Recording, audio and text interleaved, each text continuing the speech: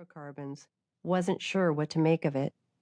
She leaned hesitantly over the sink to protect her mini dress and took a delicate bite. When she looked up at my uncle, the expression on her face was pure bliss.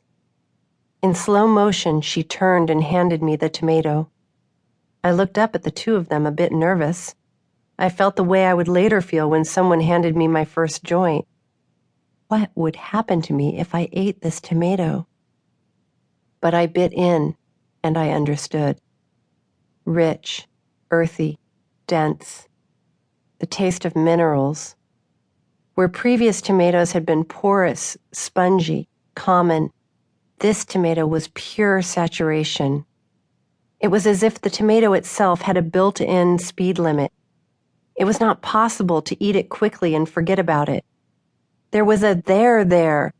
This tomato took command. There was no mistaking it.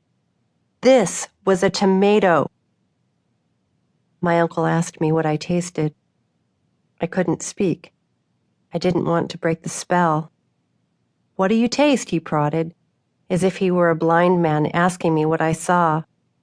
I wanted to sound very smart to impress him, a difficult task when what you're describing is a tomato. "It tastes warm and a little sour?" Yes, he gestured for more. "It's kind of like when you lick a penny. It tastes like metal and you feel a sort of jolt. Yes! But at the end it makes your mouth water. It's sweet, but not candy sweet. Sweet the way skin smells. Soft."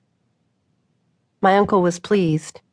He put his hands on my shoulders and looked into my eyes as if this were it.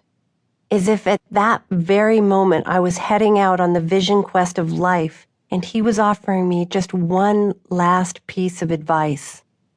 "Nick," he said, "the most important thing you will ever do in this life is to really taste a tomato."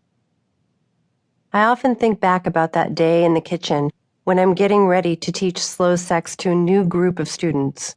Students who are coming to my class because their sex lives seem mealy, unflavorful, and common. They have never tasted anything like an heirloom. They aren't even sure sex that is saturating, nourishing, and delicious beyond expectation actually exists. They think of sex the way I thought about tomatoes. I had been living a vacuum-sealed suburban life where everyone bought their tomatoes from the shop and save, and nobody talked about the fact that they weren't delicious. Nobody really talked about the tomatoes at all. What was there to talk about? Tomatoes were tomatoes. Then came Uncle Bob and the revelation that there were tomatoes on this planet that were worth your time. Tomatoes that begged to be really tasted, that asked you to plug into them with all of your attention and all of your senses. Tomatoes that offered the richness of the earth and sky in return. My students are wary at first, just like I was. They have hesitation. They aren't sure whether to trust that better sex is available. So all I can do is give them a taste and let them see for themselves. It's my job to help them make contact with the heirloom variety of sex, the best that sex has to offer, and then to teach them how to taste every rich, nourishing moment, to show them how they too can be saturated by the nutrients available in their very own soil, how they can taste and be tasted, and how the kind of sex we've been settling for just because it's what's available at the shop and save is not the only option. Like my uncle's tomato, an heirloom variety is available. You just have to know where to go looking for it. Several years after I first tasted the tomato, I had forgotten the lesson Uncle Bob taught me that day. I was 20 years old and thought I knew everything there was to know about everything. In truth, of course, I knew nothing about anything.